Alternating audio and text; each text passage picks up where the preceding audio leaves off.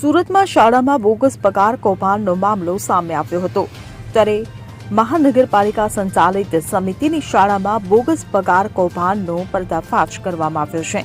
શિક્ષણ સમિતિની નબળી કામગીરીનો નમૂનો સામે આવ્યો છે. આચાર્ય દ્વારા કાગળ પર બોગસ શિક્ષકો દર્શાવવામાં આવ્યા હતા. બોગસ શિક્ષકો દર્શાવી તેમને પગાર આપવામાં આવ્યા હતા, ત્યારે શિક્ષકો શાળામાં હાજર ન રહ્યા હતા, તેમ છતાં પગાર ચૂકવવામાં આવ્યો હતો, જેને લઈને આચાર્ય અને એજન્સીની મિલીભગત પર અનેકો આક્ષેપો કરવામાં આવી રહ્યા છે.